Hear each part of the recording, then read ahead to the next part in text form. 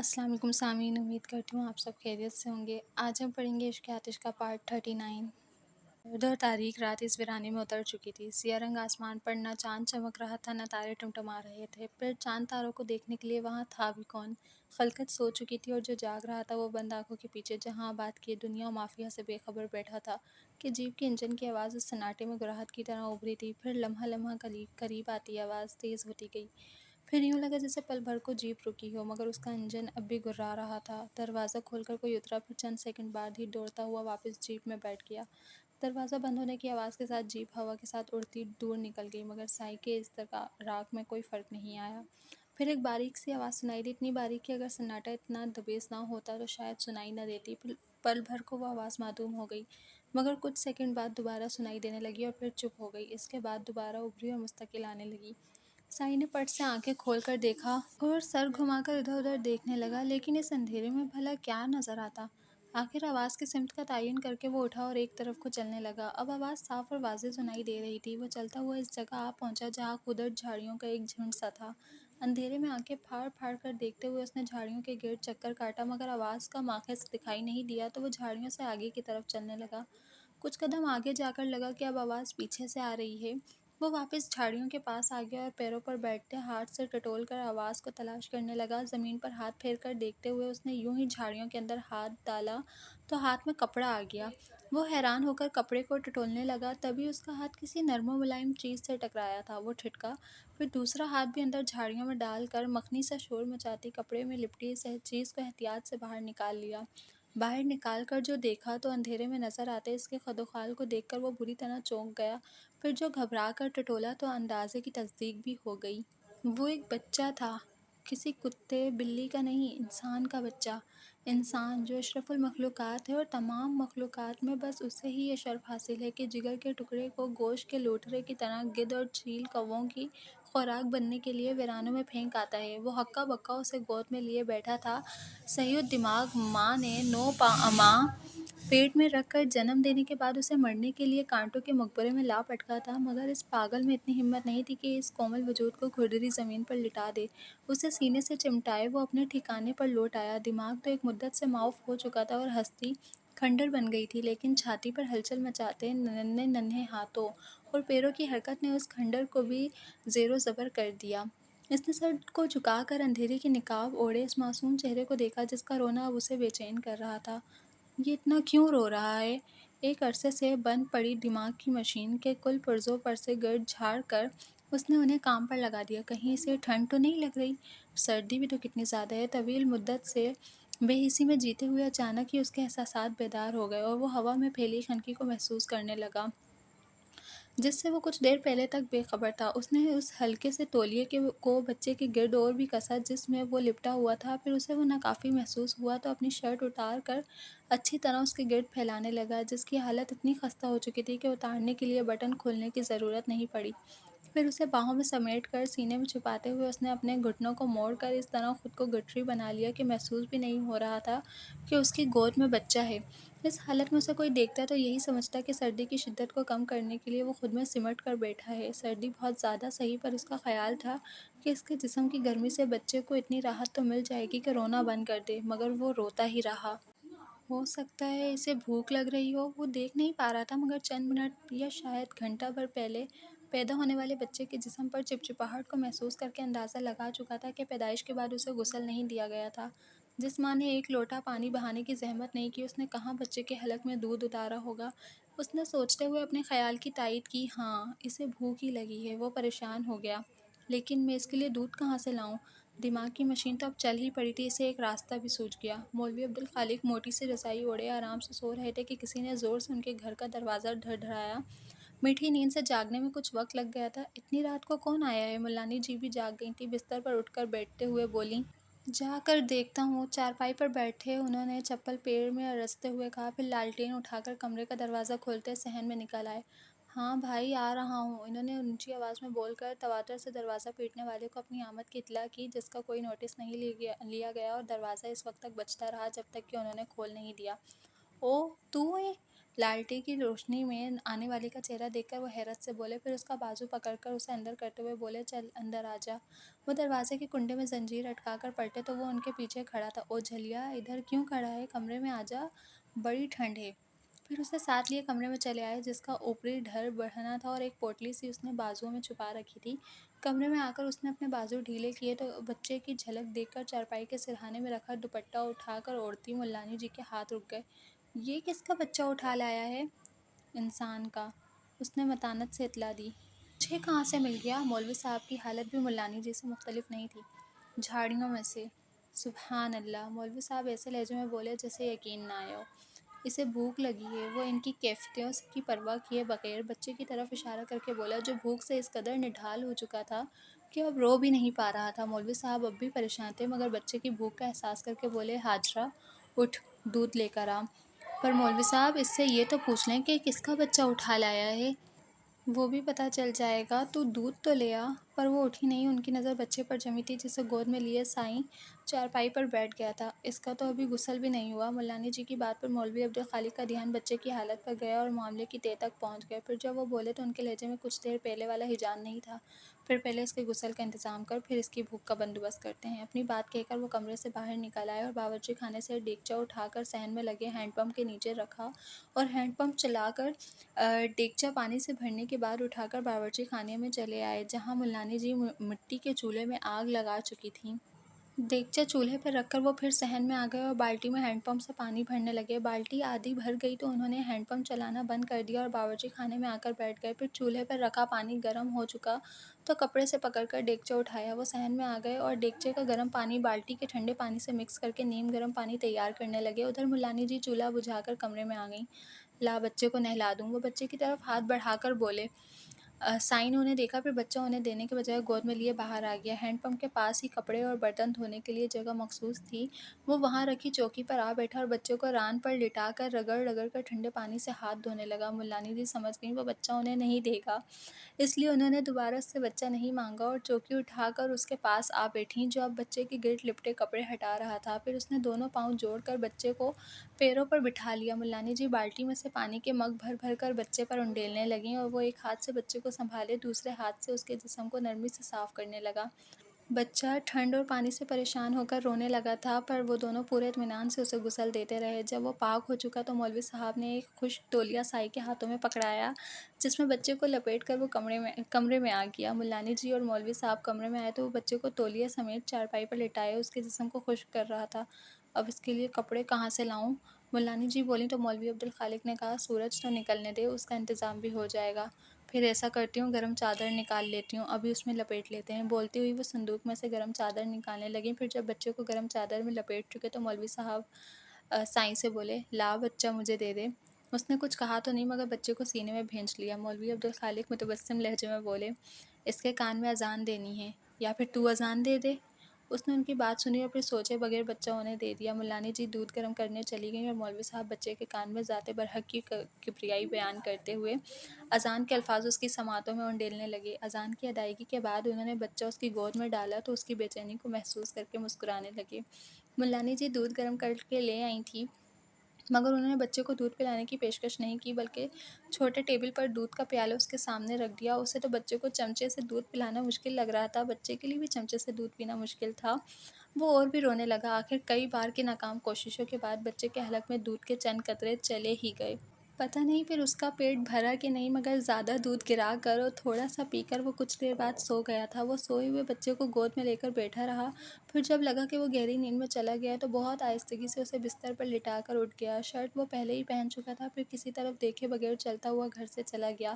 مولوی صاحب دروازہ بند کر کے اندر آئے تو ملانی جی بستر پر بچے کے پاس بیٹھی دھیرے دھیرے اسے تھپک رہی تھیں۔ مولوی صاحب دوسری طرف سے چارپائی پر بیٹھ کر بچے کو دیکھنے لگے، جو بڑے معصوم انداز میں سو رہا تھا۔ میں تو پریشان ہو گئی ہوں مولوی صاحب، پتہ نہیں کس کا بچہ ہے اور اسے کہاں سے مل گیا۔ بتا تو رہا تھا کہ جھاڑیوں سے ملا ہے۔ وہ چپل اتار کر پاؤں اوپر اٹھا کر آرام سے بیٹھے اور رضائی اپنے اوپر پھیلاتے ہوئے لاپرواہی سے بولے۔ ملانی جی کو ان کا انداز ذرا نہ بھایا۔ جھاڑیوں سے ملا ہے؟ انہوں نے منہ بنایا۔ بھلا بچے جھاڑیوں میں اگا کرتے ہیں؟ ایسا ہوتا نا مولوی صاحب تو دنیا میں کوئی بھی بے اولاد نہ رہتا۔ میں آپ جھاڑیوں سے دو چار بچے اٹھا لاتی۔ اس پاگل نے ایک بات کیا کہہ دی، آپ تو ایمان لے آئے۔ تم اب بھی اسے پاگل کہہ رہی ہو؟ ان کا اشارہ کچھ دیر پہلے کے اس کے رویے کی طرف تھا۔ ملانی جی بھی ایک پل کو خاموش ہو گئیں، پھر عاجزی سے بولیں، میں تو وہی کہہ رہی ہوں جو نظر آتا ہے، پھر اس کی بات پر واقعی دل نہیں ٹھہرتا۔ کوئی بھلا کیوں اپنا بچہ جھاڑیوں میں پھینکے گا؟ چلیں، لڑکی ہوتی تب بھی مان لیتے کہ 1400 سال پہلے کی جہالت ابھی بھی ختم نہیں ہوئی، مگر یہ تو لڑکا ہے۔ تو بہت بھولی ہے ہاجرہ، اور میں کوئی برا قیاس کرنا نہیں چاہتا، پر اتنا سمجھ لے، جس عورت نے بچہ گود سے نکال پھینکا وہ اس پر دعویٰ نہیں کرے گی، کر سکتی ہی نہیں، اور جو دعویٰ کرتی ہے وہ اپنا بچہ خود سے جدا نہیں کرے گی۔ اب اور کیا کہوں؟ تو یہ بات ذہن سے نکال دے کہ اس کی ماں دکھ میں ہوگی، اس نے کسی سکھ کی خاطر ہی اپنی اولاد خود سے دور کی ہوگی، اور بس اب اس بارے میں کوئی بات نہ کرنا کہ بات سچ ہوئی تو غیبت ہے، جھوٹ ہوئی تو بہتان، اور گناہ دونوں صورتوں میں ہے۔ خود کو سمجھا لے کہ اس کا رزق اس گھر میں لکھا تھا اور یہ اپنا حصہ لینے آیا ہے۔ اللہ کے کام حکمت سے خالی نہیں ہوتے، اسے یہاں بھیجا ہے تو اس میں بھی کوئی مصلحت پوشیدہ ہوگی، اس کے کھیل وہی جانے۔ تہجد کا وقت ہو چکا تھا۔ اپنی بات ختم کر کے مولوی عبدالخالق وضو کے لیے اٹھ کھڑے ہوئے۔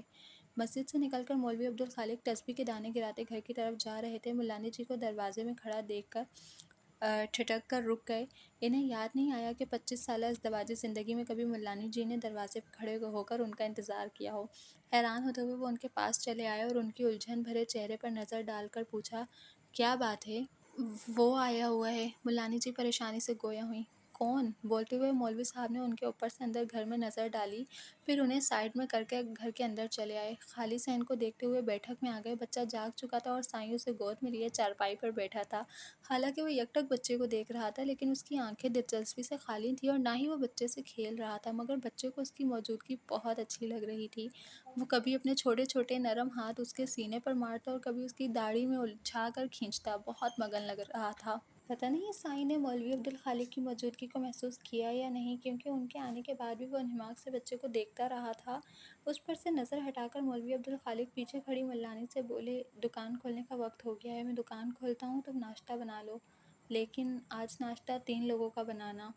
وہ یوں بول رہے تھے جیسے روٹین کی بات ہو، اور پھر جا کر دکان کا دروازہ کھولنے لگے۔ ملانی جی 2 کے بعد تیسرا پراٹھا بیل رہی تھی کہ انہوں نے سائیں کو کمرے سے نکل کر باہر جاتے دیکھا اور وہ جھنجھلاتے ہوئے پراٹھا لپیٹنے لگیں۔ جنگل میں لگی آگ کی طرح گاؤں میں یہ خبر پھیل گئی کہ سائیں کسی کا بچہ اٹھا لایا ہے جو اب مولوی صاحب کے گھر میں پل رہا ہے۔ اس کے ساتھ ہی چیمگوئیاں ہونے لگیں۔ مولوی صاحب کا بہت احترام تھا، مگر بات ایسی تھی کہ اسی شام کی بیٹھک میں یہ ذکر چل نکلا۔ ایک بات سنیے مولوی صاحب، پتہ نہیں سچی ہے کہ جھوٹی، پر سارے پنڈ میں شور مچا ہے کہ سائیں کسی کا بچہ اٹھا لایا ہے۔ جھوٹ سنا ہے۔ جبار عرف جیرے کی بات پر مولوی عبدالخالق نے کہا، وہ کسی کا بچہ نہیں اٹھا لایا، بلکہ بچے کے والی وارث خود بچے کو اس کے پاس چھوڑ گئے تھے۔ لیکن بچہ ہے کس کا؟ ایک اور نے کہا، دیکھ نیاز محمد، ہمیں تو اس کی نگہبانی کا فرض سونپا گیا ہے، سو ہم کر رہے ہیں، باقی کی باتیں تو اللہ جانے۔ انہوں نے متانت سے جواب دے دیا، مگر ملانی جی ضد ہوئی جا رہی تھی۔ عقل کی بات کر زینب، جس نے رات کے اندھیرے میں بچہ ویرانے میں پھینک دیا، کوئی کہاں سے اس کا پتہ ڈھونڈے؟ ان کی بات پر زینب بولی، یہ بھی ہے، پر کچھ دن انتظار کر کے دیکھ لیں، شاید کوئی اسے لینے آ جائے۔ زینب تو واقعی کم عقل ہے، ایک دوسری عورت بولی، اگر لینے ہی آنا تھا تو کوئی چھوڑ کے کیوں جاتا؟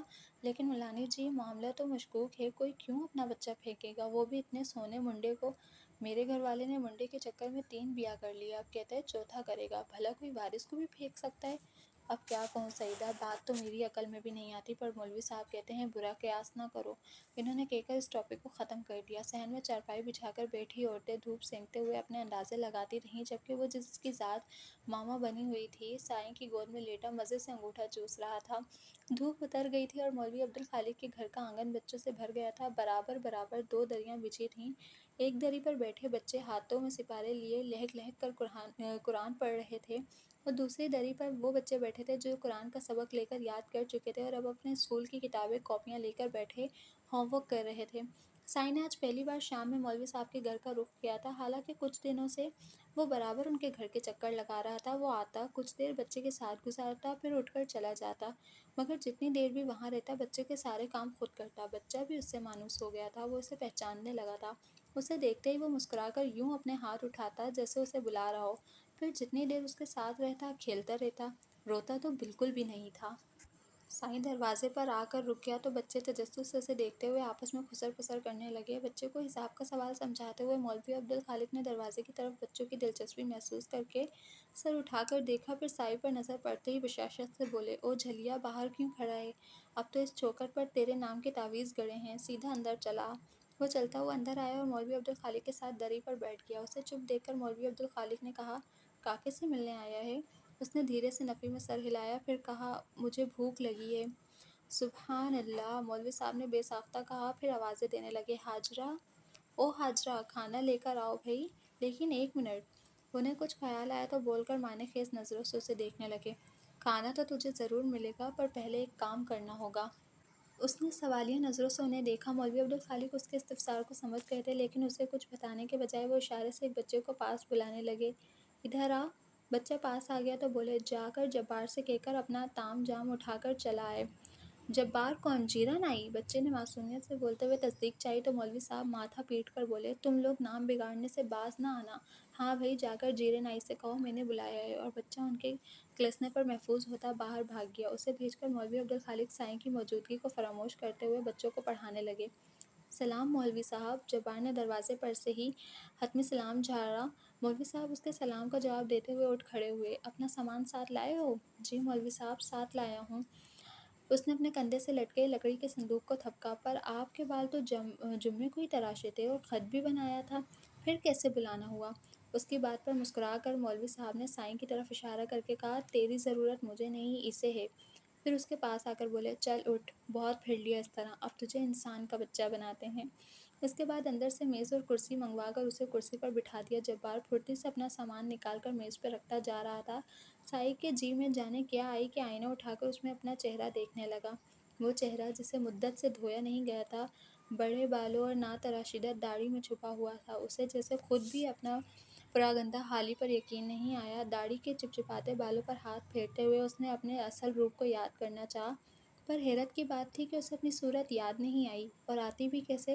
آئینے میں نظر آتا چہرہ اس قدر اجنبی تھا کہ اس میں سے پرانے نقوش ڈھونڈ پانا مشکل ہوتا۔ بنا کچھ سوچے جبار نے اس سمجھے کے کندھوں پر اس نے تولیہ شیونگ کے لیے جھاگ ڈال کر بنا سر کے ہاتھ بال سے چہرے تراشنا پر شروع پھیلایا، کیے۔ اس پھر نے استرول مدت سے لے سر کر نہیں شیو دھویا کرنے تھا اور لگا۔ نہ اب بالوں اس میں کے تیل چہرے لگایا کو تھا، بلیڈ سو کی اب ان رگڑ کی کی حالت عادت نہیں جھاڑ رہی تھی۔ اس نے جھنکار ایک ہاتھ جیسی ہو مارا ہی رہی تھا تھی، کہ چہرے پر جسے کٹ پڑ کاٹنا گیا، آسان کام نہیں مگر تھا، اس پر نے جبار شیونگ روک اپنے کر کام خون کا صاف کرنے کاریگر کی تھا۔ زحمت نہیں کی۔ اس کی حرکاتیں صفنہ اور خوابیدہ سی تھیں، تو جیسے وہ لگا، اپنی دقت پرانی بھی ہوئی، عادتوں پر کو اس نے یاد کر بالوں رہا کو ہو۔ وہ تراش آرام سے تراش شیو کی حد کرتا رہا، تک مگر صحیح اب اس کے حالت دے دی انداز تھی۔ میں احتیاط پھر تھی۔ اس کے داڑھی کے بالوں کو داڑھی ہٹا معقول کر حد اس نے تک تولیے چھوٹا سے کر جھاگ دیا۔ منہ پر جبار سے اپنی صاف طرف سے کرتے ہوئے کام آئینے ختم میں کر کے دیکھا اور سیدھا ماضی ہوا میں تو اس نے جھانکا، اور ہاتھ اس بڑھا کے کر چہرے میں کچھ آئینہ اجنبی سا اٹھا تھا۔ لیا۔ مونچھوں کو صاف کر کے چہرہ اس نے اب بھی پھر آئینہ انجان لگ دیکھا، رہا تھا۔ اب کہ اسے چہرے سے شناسائی کا احساس ہو رہا تھا۔ اب کچھ بات بنی ہے۔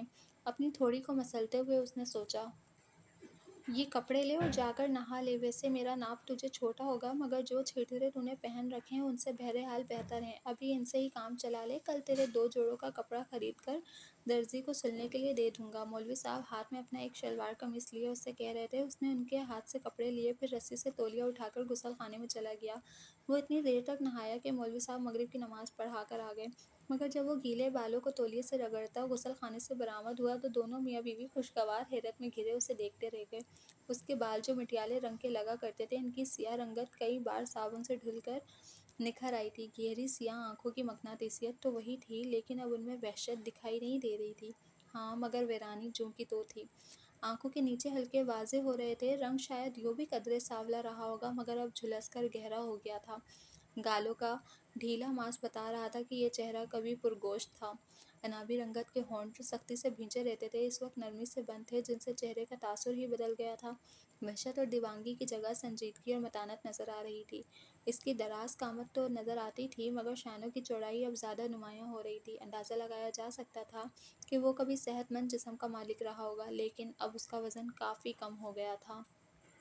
مولوی صاحب کے کپڑے اس کے لیے کافی چھوٹے تھے۔ شلوار ٹکنوں سے اوپر جا رہی تھی اور قمیض گھٹنوں سے اوپر۔ اس پر مضحکہ یہ کہ کمزوری کی حد تک دبلا ہونے کے باوجود قمیض اس کے چوڑے چکلے سینے پر پھنسی ہوئی لگ رہی تھی، مگر جس نے اسے دیوانگی کے عالم میں دیکھا ہو، اس کے لیے اس کی بدلی ہوئی حالت واقعی خوشگوار تھی۔ سائی کی تو حالت ہی بدل گئی ہے مولوی صاحب، دیکھیں ذرا کیسا سونا روپ نکلا آیا ہے۔ ملانی جی کی بات پر اسے دیکھتے ہوئے وہ مسکراتے لہجے میں بولے، یہ سائی نہیں ہے ہاجرہ، اللہ کا بندہ ہے، عبداللہ۔ کیوں عبداللہ؟ میں نے ٹھیک کہا نا؟ وہ انہیں ہی دیکھ رہا تھا، پر ان کے استفسار پر نظر چرا کر گیلا تولیہ رسی پر پھیلانے لگا۔ مولوی صاحب کی معنی خیز مسکراہٹ اور بھی گہری ہو گئی۔ نہ مان، تیرے نہ ماننے سے اس کی بزرگی اور تیری بندگی میں فرق نہیں آئے گا، और वो अनजान सा बना उंगलियों की मदद से अपने बाल सुलझाने लगा। मुल्लानी जी ने देखा तो बोली, इधर आ मेरे पास, मैं बाल बना देती हूँ। और उठकर दीवार की अलमारी से कंघा पकड़ कर वापस अपनी जगह पर आ बैठी। उसने सहन में पड़ी पेड़ी उठाकर चारपाई के पास रखी जिस पर मुल्लानी जी बैठी थी, और उस पर बैठकर सर उनके सामने झुका दिया। मौलवी साहब की मुस्कुराती नज़रें उस पर टिकी थीं, जो निगाहें नीचे किए किसी भी तरफ देखने से गुरेज कर रहा था, जबकि मुल्लानी जी उसके बाल बनाते हुए बोलती जा रही थी, देने वाले ने कितनी प्यारी सूरत दी है, पर तू है कि खामखा बिगाड़ रखी थी, अब ना वो हालत बनाना। मुझे नहीं पता तुझ पर क्या बीती है, तेरे जख्म उधर न जाएं इसलिए पूछूंगी भी नहीं, लेकिन एक बात कहूँगी कि अगर आज बीते हुए कल का मातम मनाया जाएगा तो उसकी नहुसत के साए आने वाले कल पर भी पड़ जाते हैं। जो हुआ अगर उसे भूल नहीं सकता तो याद करना भी छोड़ दे। ले तेरे बाल भी बन गए। उसके बाल बन चुके तो उन्होंने कहा। तभी अंदर से बच्चे के रोने की आवाज़ आई। वो अंदर चारपाई पर सो रहा था और जागने पर खुद को अकेला पाकर रोने लग गया था। काका जाग गया है, मैं ज़रा उसे देख लूँ। खुद कलामी करती वो उठने लगी तो उसने उनके घुटने पर हाथ रखकर रोकते हुए कहा, आप रहने दीजिए, मैं देखता हूँ। हुलिया का क्या सवरा, उसका तो बात करने का अंदाज भी सवर गया था। शाइस्तगी से बोलकर वो कमरे में आ गया और बच्चे को शाने से लगाकर चुप कराने लगा, लेकिन बच्चा तो उसकी गोद में आते ही ऐसे चुप हो गया जैसे माँ ने गोद में ले लिया हो। उसका रोना बंद हुआ तो अब्दुल्ला ने जैसे उसका तासुर देखने के लिए अपना चेहरा उसकी आंखों के सामने किया। बच्चा परेशान सा हो गया। लम्स जाना पहचाना है पर चेहरा अजनबी। अपनी बड़ी बड़ी काली आंखों को पटपटाता वो अपने नरम हाथों से अजनबी चेहरे को छूने लगा तो एक मुद्दत के बाद अब्दुल्ला के चेहरे पर हल्की सी मुस्कुराहट उभर आई। इजहार तशक्कुर के तौर पर उसने उन नरम हाथों को चूम लिया। अब्दुल्ला आकर खाना खा लो। कुछ देर बाद मुलानी जी ने दरवाजे पर आकर कहा, फिर बच्चे को उसकी गोद में देखकर बोली, इसे भी साथ ले आना, इसके फीडर का वक्त हो गया है, पर कंबल में ठीक से लपेट लेना, कहीं सर्दी ना लग जाए। वो चली गई तो अब्दुल्ला भी उसे कंबल में लपेट कर बाहर बावर्ची खाने में आ गया। मौलवी साहब खाना खाकर उठ गए तो कहने लगे, अच्छा हाजरा, मैं मस्जिद जा रहा हूँ, इशा का वक्त हो गया है। और तू सुन अब्दुल्ला, खाना खाकर इधर उधर ना निकल जाना, बहुत हो गई आवारागर्दी। अब आराम से घर पर बैठ, इसके लिए भी बिस्तर बिछा देना। वो अब्दुल्ला से कहकर आखिर में फिर मुल्लानी जी से बोले थे। जब मौलवी साहब मस्जिद से लौटे तो वो बच्चे को साथ लिए सो रहा था, जबकि बच्चा सर घुमा घुमा कर कमरे में चारों तरफ देखता उसके बाजू के तकिए पर लेटा जाग रहा था। इन दोनों को देखकर मौलवी अब्दुल खालिक ने मुल्लानी जी को देखा और बोले, रब सोने की यही बात तो सबसे सोनी है कि बंदा जो मांगता है उससे दुगना देता है। अब देख, तू उससे एक पुत्तर मांगा करती थी, उसने दो दो दे दिए हैं। अब संभाल इन्हें और अपने चाव पूरे कर, लेकिन याद रखना, जिसने दिए हैं वो ले भी लेगा। बेशक मौलवी साहब, पर अभी तो मेरा आंगन भर गया है, मुझे उस पर खुश हो लेने दें। पर शुक्र करना मत भूलना, इन्होंने तनबिया की। नहीं भूलूंगी, मुल्लानी जी ने यकीन दिलाया। अच्छा तो सामीन, मिलते हैं अब नेक्स्ट एपिसोड में। जब तक के लिए अपना बहुत ख्याल रखिएगा। चैनल को सब्सक्राइब कर लीजिए, प्लीज़ लाइक और कमेंट भी कर दीजिए। अल्लाह हाफिज़।